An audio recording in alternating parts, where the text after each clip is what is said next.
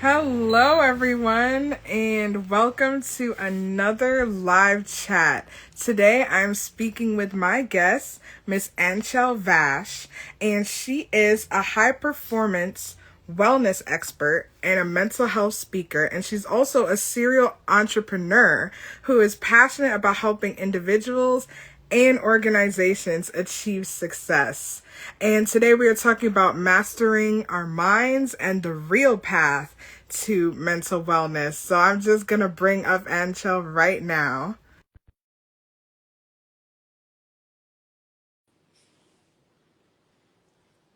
Okay.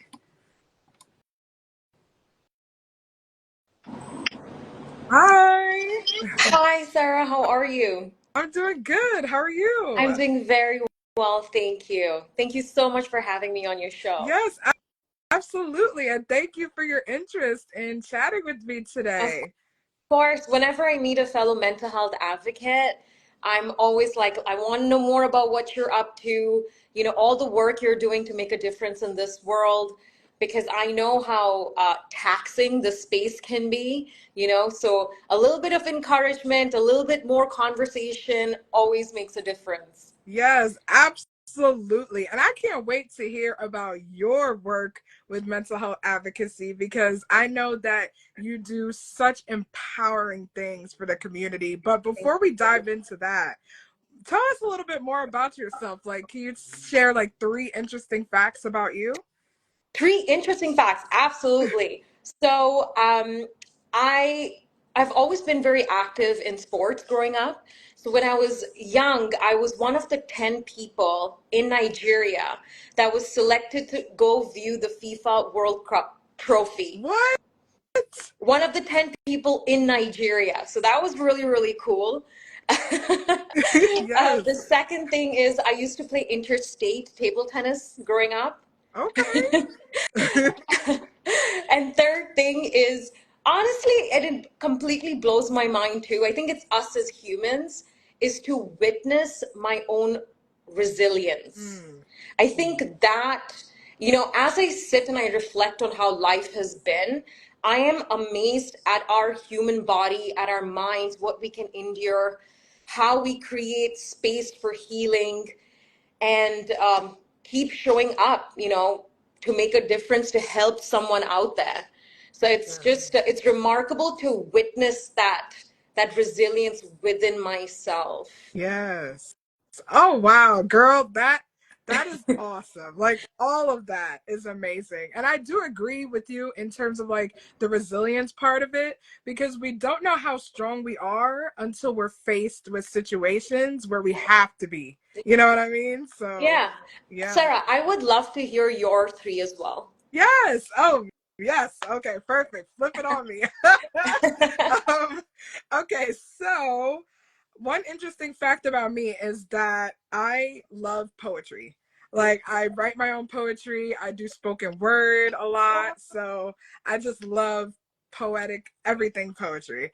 The second thing about me is I didn't always want to be a podcaster.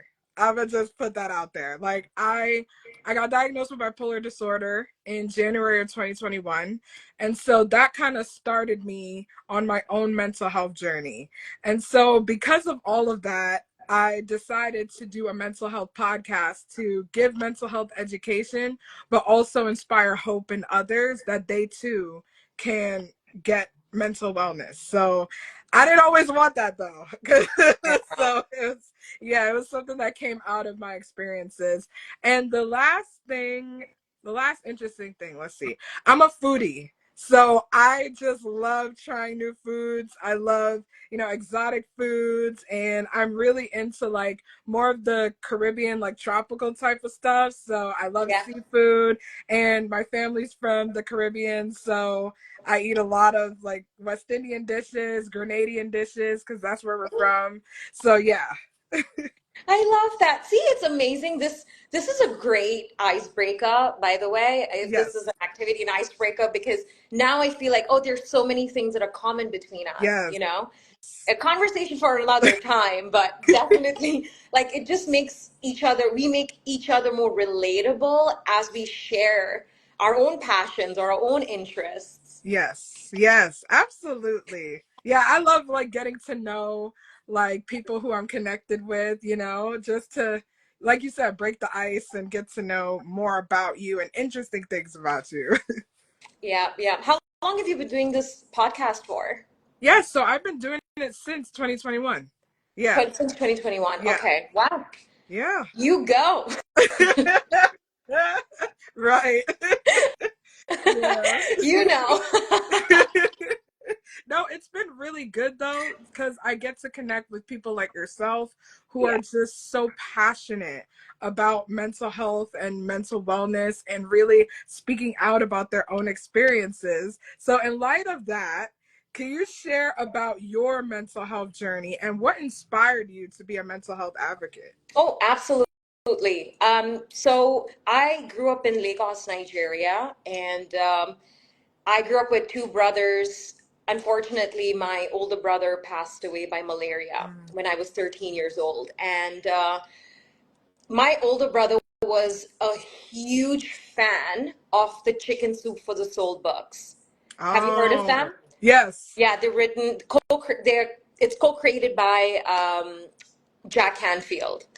And so, because he was such a big fan of those books, we had a library full of different kinds of chicken soup for the soul. You know how there are different Wow. types? Yeah. And so, my brother would pretend to be a teacher and teach my twin brother and I concepts that he would learn that would Wow. help us sustain the challenges that we were going through growing up, right? Mm-hmm.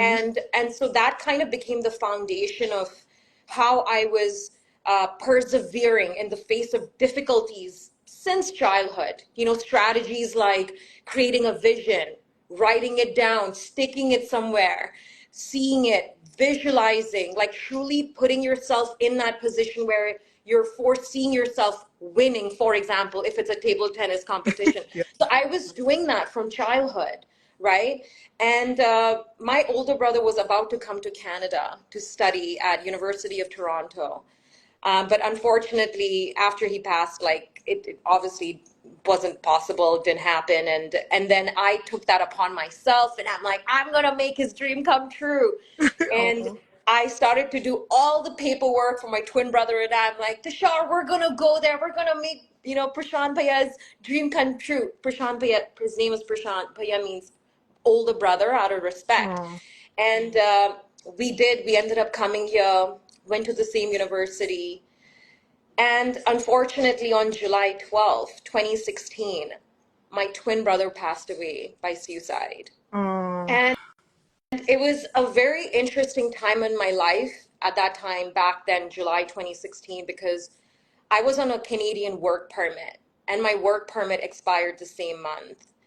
Mm. And, you know, the way life turned out after that was some of the strategies, we'll talk about soon, but it was truly intentionally creating what I'm going to do with my life from that moment forward.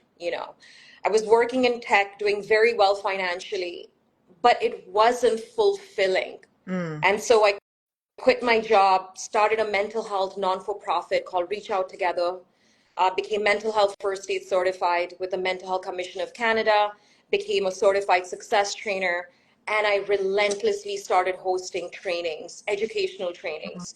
Just within my community, it grew to Calgary, then it grew to Vancouver, then I was invited in LA to give a talk, India to give a talk, Nigeria. And from there, one step at a time, things just kept growing. And now it's been almost 9 years. Wow. Oh my gosh, that's amazing. Thank you. Yeah. I'm happy to see that you were able to be not only resilient, but also determined to spread awareness about this because I love that it's also reaching out. Yeah, Like, that's the main focus because a lot of the times we don't know what people are going through. And it's hard to be able to gauge that if we don't reach out to somebody and check in on them. So I'm glad that you are focusing on that in light of what happened with your brother. thank you. Thank you. I appreciate that, Yeah. sir. Yeah, of course. And so I know that mastering your mind is something that you are proficient in. And so can you share like the steps to take if someone wanted to master their mind and really get real mental wellness? Like what are the steps that they can take? Oh, absolutely. Before I dive into that, because we don't have a lot of time here, but what I will recommend, I wrote a book called Ongoing Success and Wellbeing. What's interesting, Sarah, and I'm excited to share this with you, is Jack Canfield wrote the foreword for my book. Oh, wow. Wow. Wow. So this is truly full circle. The strategies that I've mentioned in this book are things I've learned from my mental health first aid training as well as mindset success training. You know, there's so many books out there that talk about mindset, but what do you do when someone is just mentally not well, when they're not feeling okay? So it's extremely simplified. There are a lot of graphs in here, exercises. At the end of every chapter, there is an exercise for people to do to apply every concept to their own life. So you can get yourself from where you are to where you want to be. Mm. So that brings me to my first strategy that I always talk about, which is know who you are. In order for you to master your mind, you need to know where you are. You know, it's like when we get into a car, right? We need to know two things if you're going to use a GPS. You need to know first where you are. And the second thing is you need to decide what is your destination. Hmm. And then you put your destination in your GPS. The GPS then gives you the best route, right? Yes. Believe it or not, our brain has an inner GPS. And what that means is we have something called the reticular activating system. In short, it's called RAS. Whatever information we feed our brain is what the reality becomes. Hmm. And a lot of people think this is like voodoo and, you know, they don't believe in these things. But has it ever happened to you, Sarah, when, you know, you're supposed to go for an event and there's a dress code, let's say, right? Hmm. The dress code is, I don't know, like a red jacket. How bizarre. But because now you're aware, you've brought that to your consciousness that, hey, I need a red jacket. When you're out for a walk, you start noticing so many people wearing red Yes. jackets. That didn't magically just appear. That's been around, right? But it's just your brain is now focusing and looking for those hints of red jackets because you've been feeding that to your brain. Mm. So a RAS is really like a filtration system because our brain is receiving a million signals every second. Hmm. If it wasn't for this RAS, we would literally be twitching, you know, from just the Yes. sheer amount of information and stimuli our brain is receiving. Hmm. And so that's why I always tell people the first step is know where you are. So crucial. Write it down. The second step is decide where you want to go. Right. Really take out that pen, take out that pencil, take out that paper, and write this down. I am here. This is where I want to go. Basics, right? I'm going to pull this. So you can see over here, there's a straight line, right? Hmm. This is called the this is called the well-being graph. Okay. The left side of the graph, I'm just going to use my hand as an example right now. So let's say this is a straight line, right? This is the center point. Anything on the left side is like like poor well-being. Okay. Anything on the other side, right side, is positive well-being. Now let's say that Sarah woke up today, okay, and Sarah just paused and asked herself on a scale of 1 to 10, how am I feeling right now? Mm. You're bringing your attention back to self-awareness. You're deciding, I am here, right? And you are very honest with yourself. You give yourself a number. I'm not feeling that great right now. I'm feeling maybe a 3. But that's self-awareness, right? And you have decided you are a high achiever, you are a person that wants to maximize your day, you've been through a really rough time in life, you've picked yourself up and you're like, I am not going to let this feeling win, I am going to take over this day. And so you decided that I'm going to end my day feeling a 10. This is the Mm. decision you made, right? Mm-hmm. And so based on activities that bring you joy, you have to add those in the day to get yourself from negative to positive. Right. So that comes with knowing what brings you joy. You know, for people that have gone through quite a lot or probably are going through a lot right now, it may be difficult to answer that question. And so I would encourage you to take some time and think about in the past, maybe you were a child, what were three things that you did where you felt true joy internally? Write that down and see if there's something common amongst all three of them, right? Mm. And keep adding that to your routine every single day. Wow. And so this is, I mean, I can talk forever about this. So the front cover of my book has something called the Wheel of Wellbeing, right? Health is one of the aspects in here, but there are others as well. There's personal, financial, professional, giving back, hobbies, spiritual, health.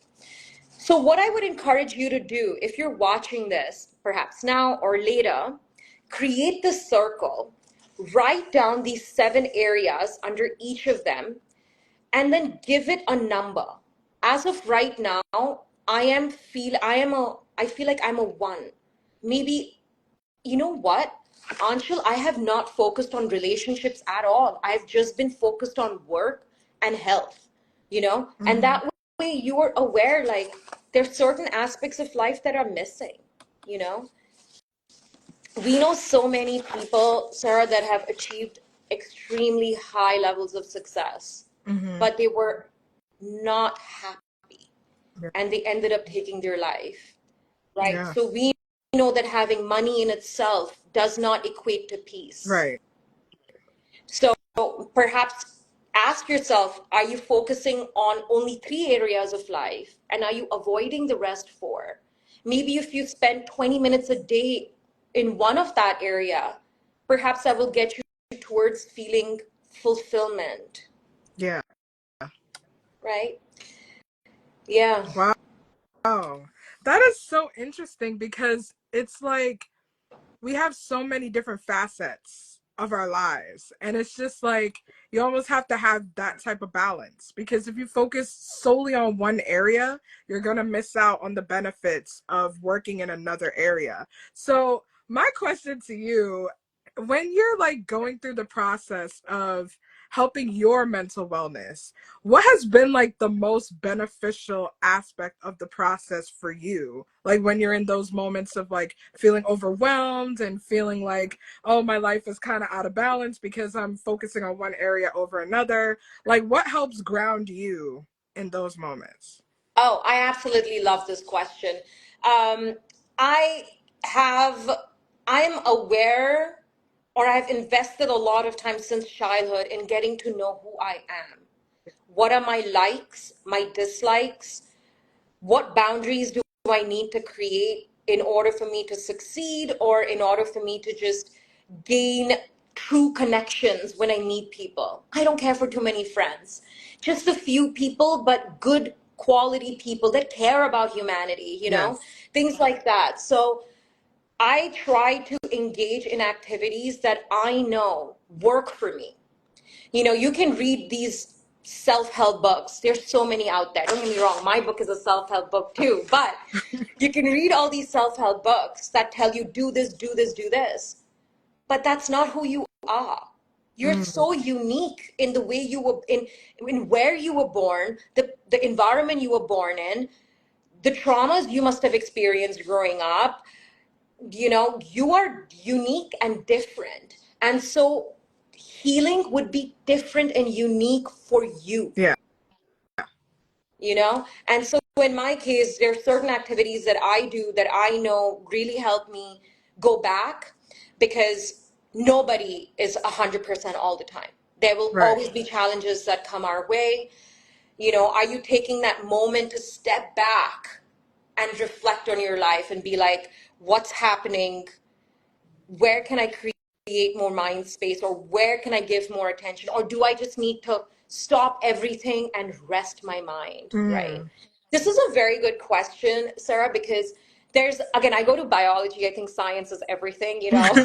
um, Yes. we have something called, uh, so there's the amygdala and the prefrontal cortex, right? Mm-hmm. So in our brain, so amygdala is responsible for protecting us in a way.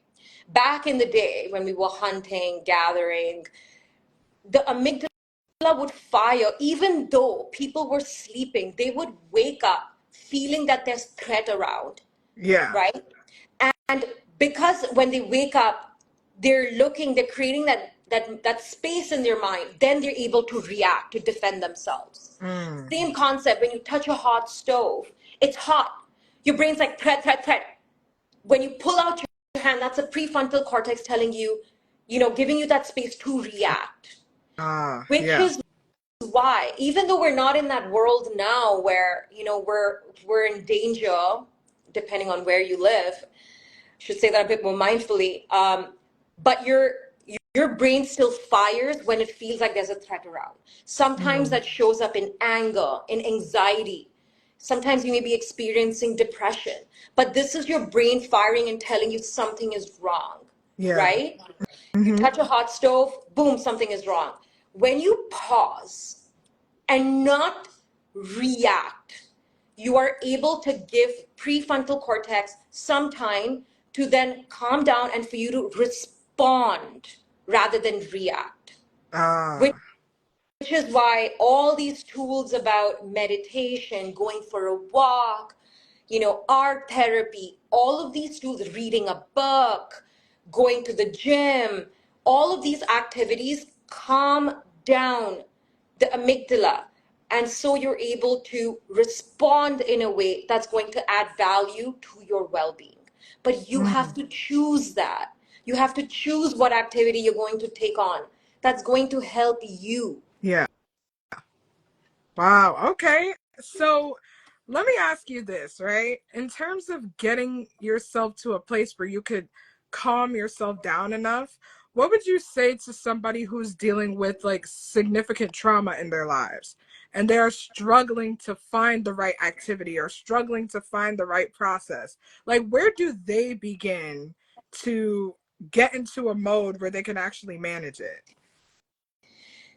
Everyone is different, Sarah, but I can speak from, the research that I've done. Um, okay, let me start with this. There was an interesting statistic that we found at Harvard and Stanford. This research study was done to find out what was more important for achieving any kind of success in any of those 7 areas of life, including health, mental health, given Mm-hmm. everything we've been through, probably going through. And it was to see whether it was attitude or aptitude that is required. Attitude is basically is attitude is your self-belief about yourself, just the attitude that you show up with, the self-belief.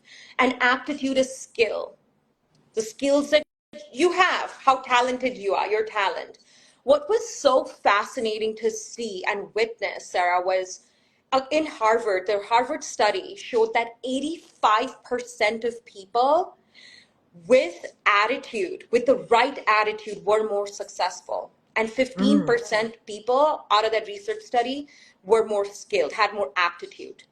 And in Stanford, the research study showed that it was 92% people with attitude and 8% people with aptitude. So Mm. this goes to show your self-belief about yourself will determine the level of success, Yes. because skills can only take you so far. in anything we choose to do in life, there will be challenges. There is so much that we are going through, we've been through, but what are you doing and how are you channeling that? Are you seeking professional help? Do you have true friendships? Are you in the right tribe so you can openly have these conversations, right? So one thing that I learned um, a month before my twin brother passed away in July, a friend of mine gave me this book called The Success Principles. And it's not a small book. It's a thick book. And you know, when the friend does that, you look at them, you're like, do you know how busy I am? Like, what? Right. And not to write before a vacation. Okay, I'll take this book with me. Thank you so much, Kathy. So anyways, I did. I took that thick book with me on this cruise. And as I'm reading this, there was something that was remarkable. It was an equation of how do you overcome anything that comes to you, right? How do you achieve success? How do you overcome obstacles? Knowing that you've had a tough past, that you may currently still have some traits in you, how do you now recreate a life where you're happy, right? And this was so simple. It was event plus response equals outcome. Let me explain. E plus R equals O. Event is what is happening, what has happened. The response is how you choose to respond that's going to determine your present moment. Your present moment being, how am I showing up? How am I feeling right now, right? The only thing we have control over in this equation is your response. The event will be the event, okay? Like an example is there's a person who's stuck in traffic, who's running late for a meeting, right? There are two ways a person could respond here. One, they could get very agitated and frustrated sitting there in traffic, like, oh my God, I'm going to run late. They're going to think I did this intentionally. It's not my fault. Like, I can't believe I'm missing this meeting. But because you're now feeding these Yeah. thoughts in your Yeah. brain, your response is you're not feeling okay. But what if your response was, the universe has created this for me to give me 10 extra minutes so I can finish this podcast, so I can perhaps call my mom, perhaps I could call my best friend, maybe I could just listen to the news, catch up on this presentation, things like that. So it's really the way you choose to respond to the event. In my case, when the police officer was at my door to tell me about my twin, it was 1:30 a.m. in the morning. And as he's telling this to me, this equation kept running in the back of my mind. Event plus response equals outcome. The only thing I have control over in this moment is how I'm going to respond. And then I started taking it a step at a time. And what this equation means is you're basically taking 100% responsibility for your life, Yeah. for the results you produce, for everything else that's to come. Whether it was your fault or not, whether that meeting went well or not, it is my responsibility to follow up. It's my responsibility to call that friend. It's my responsibility to go to the dentist if something is not right. Right. So one way, are you down to do an exercise with Sure. me? Okay, Sure. this won't take long. So this is called the responsibility sentence stem exercise, where we go back and forth. Okay. Sometimes taking 100% responsibility for your life feels overwhelming. It's too much. So let's start with 1%. 1%. Okay. If I were to take 1% more responsibility for my well-being, for my mental health, I would. And then you add something to it. Okay? Okay. Okay, so we'll do go back and forth. I'll start and then you can go. Okay? Okay. Okay. If I were to take 1% more responsibility for my well-being, I would make sure I would do the hour hour of power every morning, which is 20 minutes of reading, 20 minutes of workout, 20 minutes of cleaning. These are three activities that if I do first thing in the morning, it adds, it just sets me up for the rest of the day. Mm, How about you? okay, wow. So if I were to take 1% of responsibility for my mental health, I would prioritize a better sleeping schedule. Like, I would make sure I go to bed earlier at the same time every night and really prioritize that. Amazing. If I were to take 1% more responsibility for my well being, I would make sure to schedule more time to see more friends. Mm, Yeah. okay. Well, it kind of took mine, but I'm going to choose something else. But if I were to take 1% more responsibility of my well being, I would prioritize more of self care, like going outside more and getting more active in my body. See, that's wonderful. And we just did this twice, but we came up with things that we can do. There's room for growth, Yeah. right? So even though you're the most successful person, if you end up doing this exercise with anybody, you will realize that, hey, I there is room for growth, and I'm in control. Yes. I got this. I can create my life. I can recreate no matter what has happened to me. Yes. Wow. Oh my gosh. I love that it's 1% too. It's like it's not like 50%, Yeah. 100%. Like just those little increments make a Yeah, big difference. exactly. Absolutely. Wow. Well, we could talk forever, but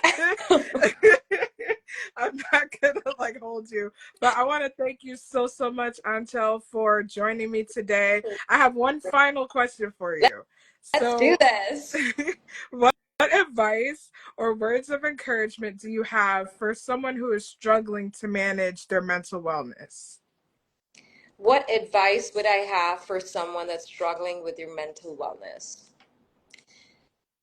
It is in the doing the person is built. Mm, And that's very straightforward. I'm sorry that you're going through a rough time right now. What I will share is it's okay to reach out. Reach out to one person who you trust and tell them, I'm not doing okay, I need help. It is in the doing the person is built. Even if you reach out for that support, you can ask people, I'm struggling to find therapists. Can you help me? Can you do some research and share some resources with me? Right? mm, And if someone says no, no means next. Go to someone else. It's not about you. Oftentimes when people react in a way, um, it's based on what they're going through. mm-hmm. But you know where you are. You have decided relentlessly that this is where I want to be. So take the right steps to get there. Every no is a redirection for you to keep pushing for better mental health. Yes, absolutely. Well, thank you again so much for joining me today. Thank you, Sarah. Such a pleasure. I absolutely love your energy, your vibe, and your beautiful smile. Oh, Thank you very much for having me here. yes, of course. And everyone stay tuned for more empowering episodes on Rough Edges. Bye. Bye.